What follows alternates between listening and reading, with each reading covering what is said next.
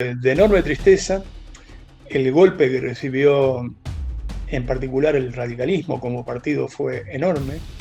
Parecía que había un ajenamiento de la realidad política y bueno, y que nosotros teníamos que tratar de preservar y salvar o diferenciar lo máximo posible al partido.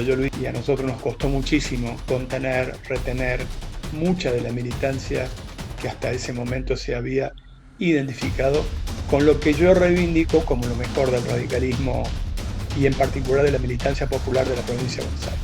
No estaba en condiciones de seguir porque eso iba a significar una movilización popular de todos los sectores, pero en particular de la base social que nosotros representábamos en el gobierno de la Alianza.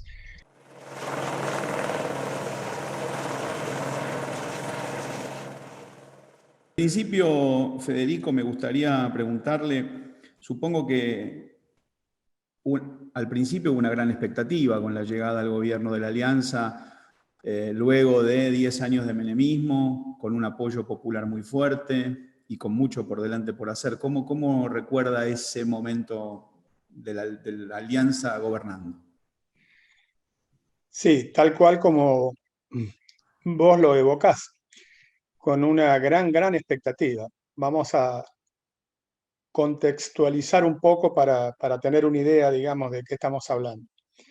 Venían 10 años de menemismo. El menemismo, desde mi punto de vista, fue nefasto para la Argentina en distintos aspectos, no solamente en lo económico, en lo social, con una política de privatización, diría yo, salvaje. Ellos hicieron sinónimo de reforma del Estado el tema de las privatizaciones. Las privatizaciones, como salió a la luz posteriormente, se hicieron con muchísima corrupción, produjo un nivel de exclusión y marginalidad social muy alto. Y además, no es un dato menor, introdujo lo que hoy es una característica lamentable de la política argentina, la farandulización y la frivolización de la política, ¿no? Eso casi como fenómeno más amplio, porque ha habido casos individuales y excepcionales anteriormente y posteriormente, pero como una regla fue una impronta del gobierno menemista. Además, en el último periodo había hecho un nivel de gasto público extraordinario, una vez que se le acabaron, como se decía en aquella época, el dinero de las joyas de la abuela, que las joyas de la abuela eran lo que le había ingresado por la vía del proceso de privatización, como dije antes, una privatización con altos niveles de corrupción, que dejó al Estado con muchos, sin instrumentos para tener un nivel de autonomía mayor. Y bueno, por lo tanto, lo que apareció como una alternativa por parte de la Alianza era una gran expectativa. Ocurría que la Alianza tuvo un precedente, y el precedente yo lo quiero citar porque no solo me involucra personalmente, sino que creo que iba un paso más allá de lo que finalmente fue la Alianza, que fue la famosa reunión de la Confitería El Molino. En esa reunión de la Confitería El Molino hubo tres referentes de diferentes organizaciones políticas, diferentes orígenes políticos, que era José Octavio Bordón, del peronismo, de un peronismo disidente, Carlos Chacho Álvarez, del Frente Amplio, y en mi caso del radicalismo.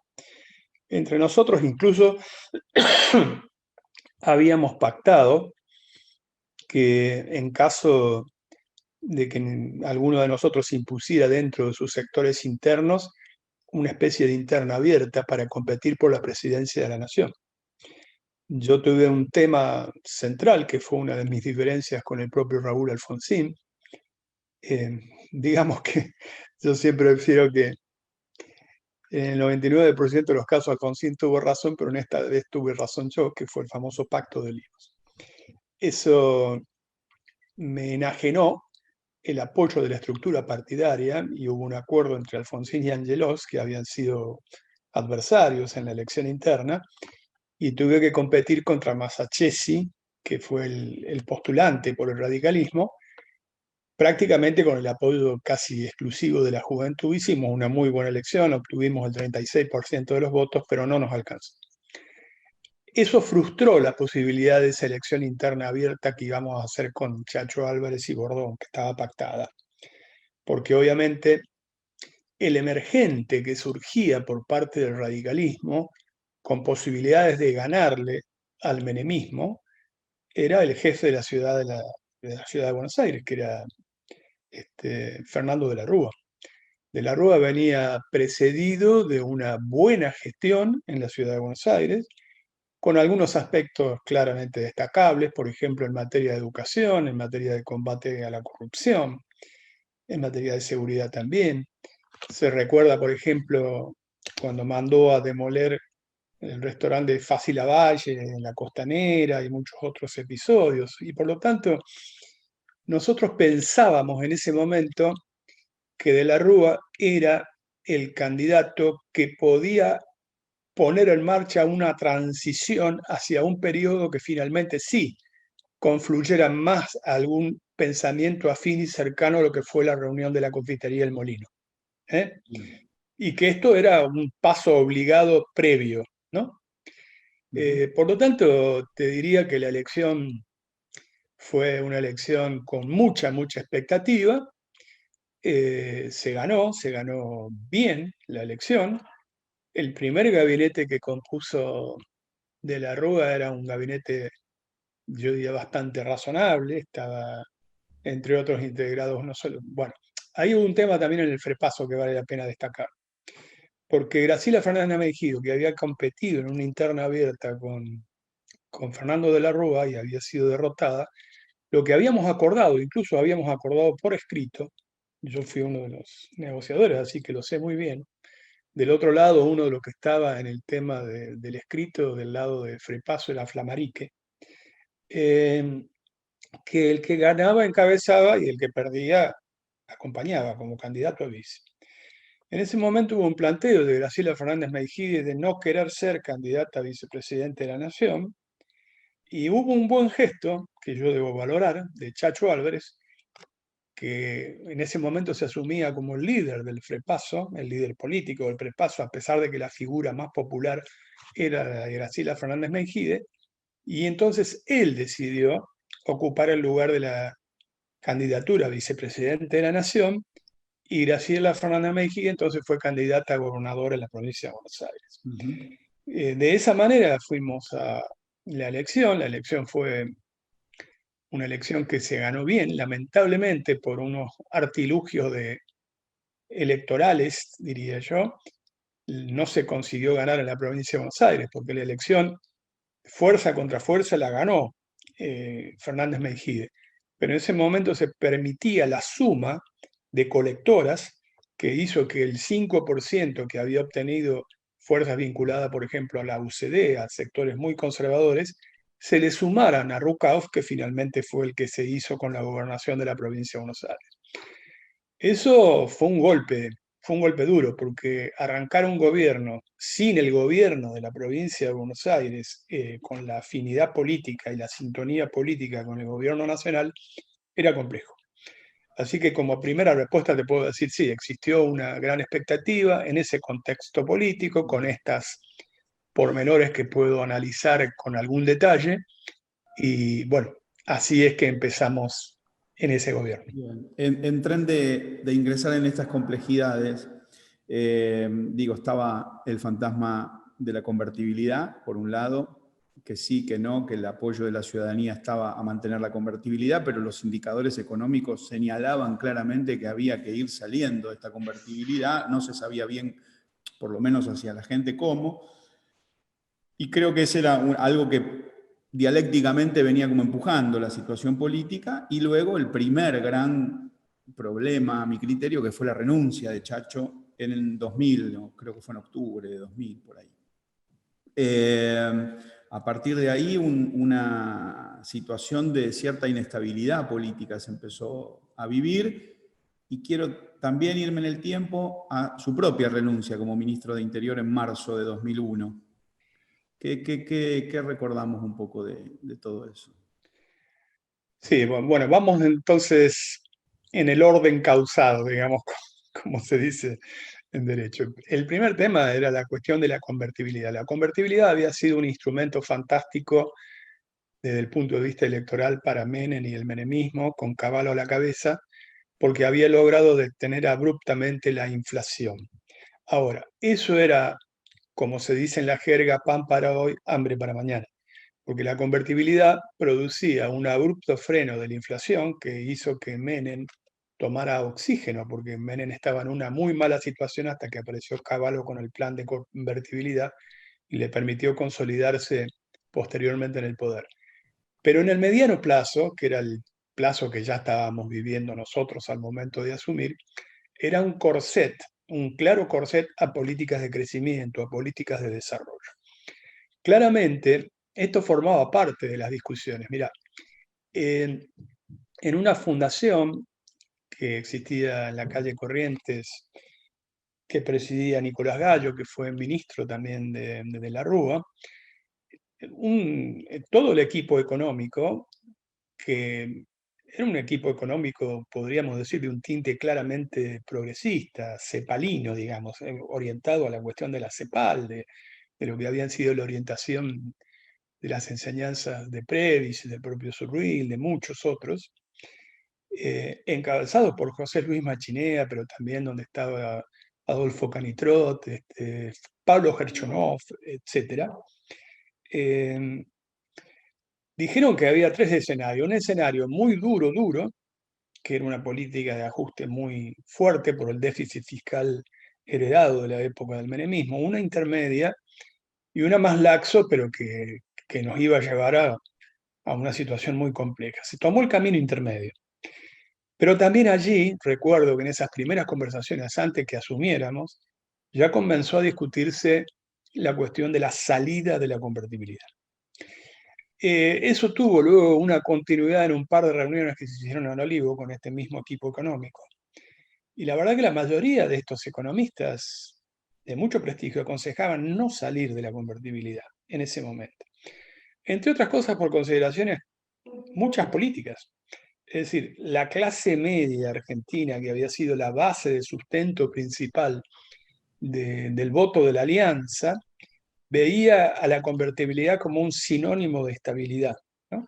De lo que había que combatir la inflación. No estaba viendo el punto de vista estratégico, que era un corset que limitaba y que finalmente iba a ser una olla a presión. Algunos de nosotros planteamos el debate de la salida de la convertibilidad y no tuvimos éxito inicialmente. Yo como ministro del Interior, porque era ministro del Interior, llevaba encuestas casi semanalmente y la verdad que de nuestro electorado, en un 55 a 60%, apoyaban la continuidad de la convertibilidad. Es decir, si nosotros tocábamos la cuestión de la convertibilidad, nos enajenábamos en buena medida el apoyo, que era sinónimo de estabilidad, de aquella situación que era una trampa que había dejado, digamos, el menemismo y Cavallo armado. Paso al segundo punto, el tema de lo de Chacho Álvarez. Lo de Chacho Álvarez como renuncia, yo no lo justifico de ninguna manera porque conozco los pormenores. Todo el mundo sabe que se origina una denuncia por la base de un anónimo que llega al Senado de la Nación, donde supuestamente se habrían pagado coimas para sancionar la ley de reforma laboral. Se puede decir supuestamente porque luego de los juicios que se hicieron, donde incluso confrontaron el propio Chacho Álvarez con De la Rúa, De la Rúa fue absuelto en esos juicios y no hubo prueba fehaciente acerca del pago de esas situaciones irregulares. Lo que sí creo es que Chacho Álvarez ya venía en un nivel de disidencia importante con De la Rúa, aún al margen de este episodio, y que este tema lo tomó un poco como argumento, como pretexto, como excusa para dar el portazo. No avisó ni siquiera a sus amigos más íntimos y cercanos. Esto lo digo con conocimiento muy, muy cercano de causa, porque, por ejemplo, el presidente del bloque de la Alianza de Diputados, con quien yo me llevaba muy bien como ministro del Interior, que era Darío Alessandro, presidente del bloque de diputados de la Alianza, o algunos de sus lugartenientes más importantes, como Rodolfo Rodil también, que venían de su sector, estaban como absolutamente desinformados y desamparados ante la actitud que tomó Chacho Álvarez. Creo que Chacho Álvarez en ese momento estuvo impulsado más que nada por la creencia de que iba a producir una especie de nuevo 17 de octubre, así algunos lo bautizaban, una aclamación de tipo popular por este planteo de diferenciación que hiciera, iba a ganar una enorme popularidad y comenzaban a aparecer en la escena política el papel de las redes sociales, etcétera, de manera muy incipiente. Pero bueno, yo creo que fue un pésimo cálculo político que sí hirió y debilitó fuertemente al gobierno de la Alianza. Como ministro del Interior, a mí me tocó hablar justamente con Darío Alessandro y con Rodolfo Rodil y con todos los bloques, con Graciela Fernández Meijide también, eh, con Mitre, que también estaba en la Secretaría en la Presidencia de la Nación, y todos ellos dijeron que ellos estaban dispuestos a continuar en el gobierno de la Alianza. Ninguno tuvo ningún tipo de vacilación. Es decir, que el planteo de Chacho fue un planteo casi individual con un conjunto de seguidores que no tenían una gran relevancia desde el punto de vista de la estructura de poder armada, pero sí era, no se puede negar, un impacto político que debilitaba al Ejecutivo. Me consta, perdón, salto a su renuncia en particular. Cuentan algunos de la historia que incluso luego, al año siguiente, el propio Álvarez fue impulsor de algún modo de la entrada de Caballo al gobierno y que su pretensión era volver como jefe de gabinete. ¿Esto era así? Sí, sí, conforme a los testimonios, a eso quería llegar yo. Okay. Porque, bueno, un poco el propio de la Rúa dijo, bueno, vos te pusiste el gobierno al hombro, no es por poner, ponerme mérito, pero realmente, porque yo pasé a ser un poco, a pesar de ser de origen radical, el liderazgo natural de estos sectores, podríamos decir, progresistas, ¿no? Además, el nexo con el partido, porque el hombre del partido dentro de ese gabinete vendría a ser yo. Mi relación con Raúl Alfonsín se había recompuesto, era muy buena, etcétera, con el propio Raúl Alfonsín, ¿no? Se había superado ya la diferencia aquella del Pacto de Olivos, etcétera, etcétera. Pero bueno, cuando viene el tema, primero fue un planteo de ajuste a la economía, cuando ya renuncia Machinea como ministro de Economía, encabezado por López Murphy. Una postilla es que yo a López Murphy lo conozco muchísimo porque ambos somos egresados de la Universidad Nacional de La Plata. Él militaba en la Facultad de Ciencias Económicas, acá en la Facultad de Ciencias Económicas de La Plata, y yo de Derecho. Ambos somos profesores titulares en nuestras respectivas carreras. Pero en esa época los dos militábamos en Franja Morada. Y en esa época Ricardo López Murphy era más bien el ala de izquierda de la Franja Morada. Y a nosotros, por ejemplo, como anécdota, nos decía los rosados porque no éramos suficientemente rojos, digamos. Paso después que hizo por la escuela de Chicago, hizo una conversión muy abrupta en su pensamiento económico, aunque yo valoro que es un hombre que tiene una muy buena formación intelectual y además que es una persona honesta. Recuerdo que cuando él plantea el primer plan de ajuste, en una reunión de gabinete que ya se hizo porque primero hubo un cambio de gabinete donde salió, entre otros, Rodolfo Terraño, en el primer cambio de gabinete, y ya había asumido Cristian Colombo, que fue bastante ejecutivo. Esa vez estábamos en la oficina de Cristian Colombo, en la jefatura de gabinete, y yo describí un panorama que iba a ser muy, muy, muy negativo para nuestra base electoral si se producía un plan tan abrupto de ajuste como el que proponía López Murphy. Dicho sea de paso, entre otros actores también estaba Patricia Bullrich, que apoyaba lo que planteaba López Murphy, que en ese momento era ministra de Trabajo. Y yo estaba absolutamente en contra. Pero López Murphy en ese sentido fue muy honesto. En ese sentido López Murphy dijo, bueno, yo planteo lo que creo que económicamente corresponde. Los que tienen que tomar la decisión política son ustedes los políticos. Entonces yo le voy con este planteo al presidente de la Nación, a Fernando de la Rúa, y le digo, bueno, López Murphy me dice que si nosotros políticamente logramos un cierto apoyo político para que esto no sea así, él está dispuesto a morigerar su planteo. Me puse en una tarea muy, muy intensa, logré amplísima mayoría en el bloque de diputados nacionales de la Alianza, en el bloque de senadores de la Alianza, menos uno, que era Berani, que era muy, muy amigo de la Rúa, y también en la inmensa mayoría de los gobernadores de provincia que respondían a la Alianza. Fui con este planteo a Olivos, recuerdo una noche que estaban todos juntos, y de la Rúa me dijo, bueno, vení a verme mañana a la mañana para ver cómo seguimos con este tema, pero yo había hecho, digamos, las tareas que supuestamente me habían encomendado para que esto no fuera de este modo. Al otro día, cuando fui a la mañana, él estaba reunido con Patricia Bullrich y yo pedí quedarme solo, a solas, con Fernando de la Rúa. Y Fernando de la Rúa ahí me ratificó que iba a ir por el rumbo del ajuste muy ortodoxo que planteaba Ricardo López Murphy en su plan más radical, en el sentido de radicalización, no de radical partidario. Y entonces yo le dije que en esas condiciones yo no estaba en condiciones de seguir, porque eso iba a significar una movilización popular de todos los sectores, pero en particular de la base social que nosotros representábamos en el gobierno de la Alianza. En particular, por ejemplo, había un ajuste muy, muy espectacular y brutal sobre el presupuesto educativo y en particular sobre las universidades nacionales, incluso con un proyecto en el mediano plazo de arancelización de las universidades.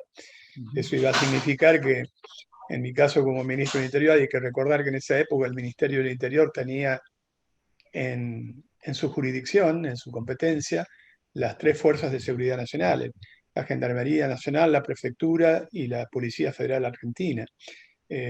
Para mí eso se hacía incompatible con mi vida, con mi historia, con la coherencia del pensamiento de lo que habían sido mis ideas, y entonces dije, bueno, no, si esto es así, hasta aquí llegué y presenté mi renuncia. Lo hice, él aceptó, me pidió ¿En que... soledad fue eso, Federico? Que os digo, Alfonsín participó un poco de esta decisión, el partido hacia adentro, ¿cómo?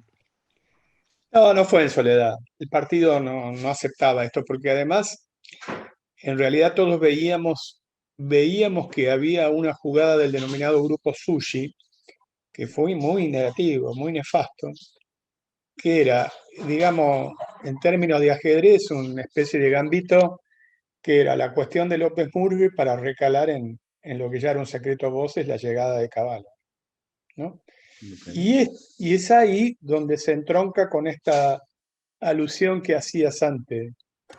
Eh, para nuestra sorpresa, cuando se dan los conciliábulos de reuniones muy intensas y muy duras en Olivos, y ahí lo tengo de relato en primera persona por varios testigos, no solamente por uno, entre ellos Jesús Rodríguez, Leopoldo Moró, etcétera, etcétera. Chacho Álvarez plantea la posibilidad de llegar de la mano de Cavallo, y él asumiendo la jefatura de gabinete. Es decir, él pretendía asumir la jefatura de gabinete y Cavallo el Ministerio del Interior. Vale recordar que algunos de los miembros del FREPASO, no todos, pero algunos miembros del FREPASO, consideraban que Cavallo era un heterodoxo reactivador de la economía. Yo Sí, hay consideraba una que reunión, creo, en función de esto en Olivos, donde incluso asiste Alfonsín, en donde lo que propone Cavallo no tiene nada que ver con lo que había hecho durante el menemismo y lo que finalmente intentaría hacer con megacanjes, blindajes, etcétera, a partir de su llegada como ministro, ¿no? sí, además con una megalomanía que estaba muy manifiesta, porque cada día que pasaba, hora que pasaba, iba aumentando las proyecciones de crecimiento del PBI, del Producto Bruto Interno, hablaba, ni Ujú, hablar de tasas chinas, llegaba a plantear que iba a haber un crecimiento y un rebote con esas negociaciones que iban a rozar el 10% del PBI, lo cual era un delirio a todas luces. ujú. Pero bueno, algunos estaban en ese planteo, el propio de la Rúa, digamos, cedió ante esa situación. Y a partir de entonces, desde mi punto de vista, se acabó el gobierno de la Alianza, porque mi salida arrastró a algunos otros. Yo mismo fui a competir por el Comité de Provincia de Buenos Aires, confrontando contra el gobierno nacional y gané selección del Comité de la Provincia de Buenos Aires. Son a lo mejor datos menores, pero no son menores desde el punto de vista del apoyo y Por del supuesto. armado político. Eh, con un planteo diferente, digamos, al que el gobierno estaba llevando adelante. Él estuvo mucho más cercano a lo que había sido esta avanzada del denominado Grupo Sushi, Ujú. también del titular de la Secretaría de Inteligencia del Estado. Este, y bueno, y decidió un camino que era Santibáñez. totalmente, claro, totalmente diferente al nuestro, y yo pensé que esto era ya el inicio de una cuenta regresiva. Pero había una pérdida de realidad política, porque algunos simultáneamente con ese proceso ya comenzaban una campaña que planteaba la reelección de De la Rúa, cuando en realidad perdía permanentemente popularidad por esa política. Entonces me parecía que había un ajenamiento de la realidad política y bueno, y que nosotros teníamos que tratar de preservar y salvar o diferenciar lo máximo posible al partido. Yo lo hice desde el partido de la provincia de Buenos Aires. Hay un montonazo, no es que lo diga ahora, declaraciones mías en esos días como presidente del comité de la provincia, diferenciándome, planteando una cuestión distinta, diferenciándolo del megacanje de Caballo, etcétera. En tren de pérdidas, digo, como una sensación que tengo, yendo atrás en el tiempo, recuerdo a un radicalismo de la provincia de Buenos Aires, del que usted era el líder, movilizado, juvenil, presente, que formaba parte de una interna radical con acuerdos y disidencias, pero que era muy presente, porque no era lo mismo el radicalismo bonaerense que usted representaba, que el de Moró, que Cáceres en Santa Fe, que Nosiglia, digo, pero en ese contexto se imponía una movilización del radicalismo de la provincia de Buenos Aires que realmente yo la recuerdo como que eran, me acuerdo en las marchas, que era como las columnas del radicalismo bonaerense eran tremendas en cuanto a masividad. La sensación es que la Alianza, Caballo o de la Rúa o esta situación que estuvo usted enumerando, puso fin a eso y que eso no se recuperó de alguna manera. Esa movilización mutó hacia otros sectores.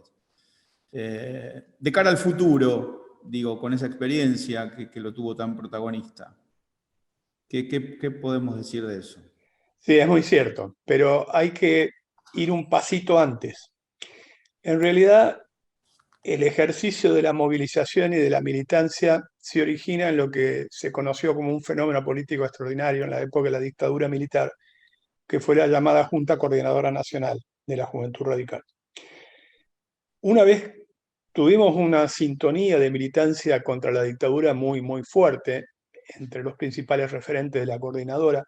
En mi caso personal, yo fui secretario de la Organización Nacional de la coordinadora.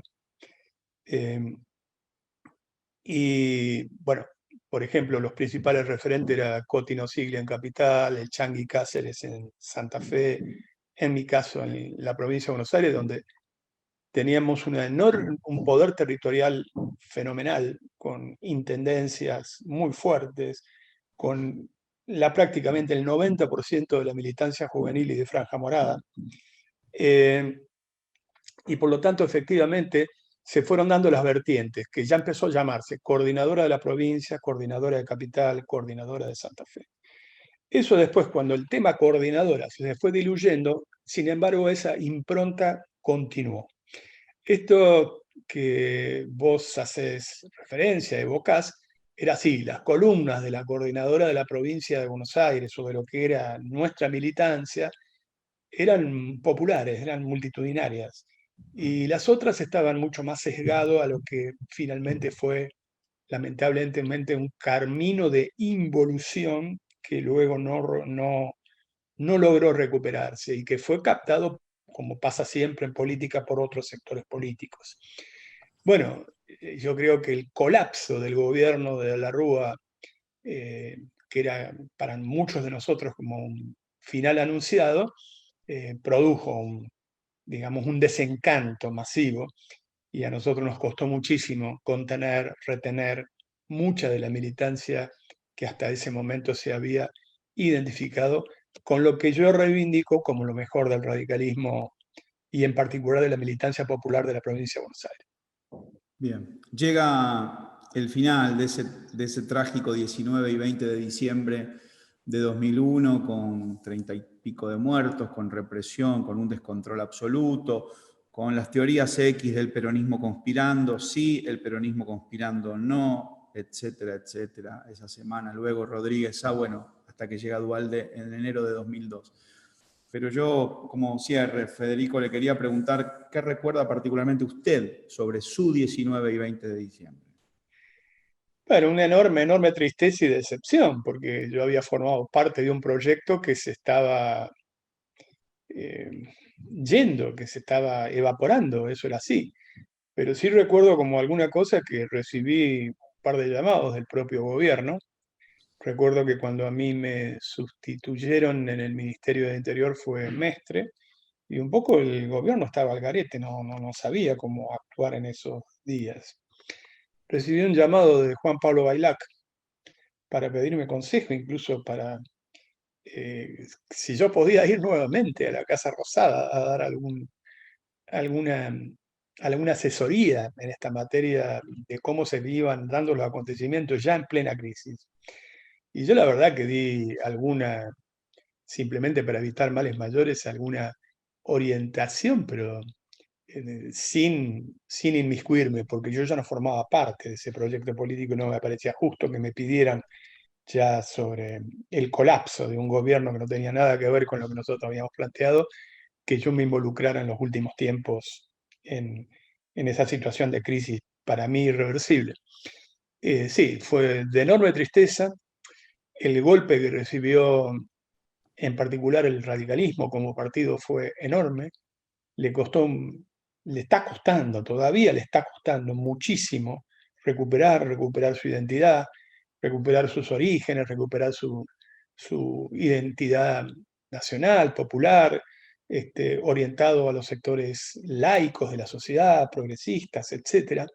Y bueno, eh, en la situación que hoy estamos viviendo es, yo diría, de una transición donde coexisten dentro de nuestro partido sectores extremadamente conservadores, que siempre existieron, pero que en esa época de la coordinadora fueron mucha minoría, fueron una ínfima minoría. Cuando Alfonsín tuvo su apogeo y nosotros éramos los que ganábamos la calle, era una minoría, y que hoy no son tan minorías, son sectores que dirigen el partido. Y en buena medida son los que este, mantienen este nivel de coalición con una fuerza claramente conservadora como es el PRO, porque yo entendía que se podía hacer para equilibrar y controlar el poder y para garantizar la alternancia en el ejercicio del poder, una coalición electoral, pero que tenía que desembocar en un gobierno de coalición con contenido político que nunca fue. Eso fue en el pasado inmediato reciente. Por eso es que mi disidencia fue casi inmediatamente después a Gualeguaychú, cuando yo vi que no existía voluntad ninguna por parte de una impronta muy conservadora de realmente hacer una coalición de gobierno discutiendo los contenidos fundamentales. Y así estamos en el día de hoy. Hay un proceso de recuperación que yo lo veo incipiente. Logramos en la provincia de Buenos Aires el 21 de marzo pasado volver a movilizar un radicalismo que llegó a 120.000 afiliados votando en plena pandemia. No es poca cosa. Pasó de 40.000 a 120.000, pero yo diría que estamos en un primer paso de recomposición de lo que ha sido una fuerza histórica. Ok. Federico, muchas gracias. Gracias a ustedes.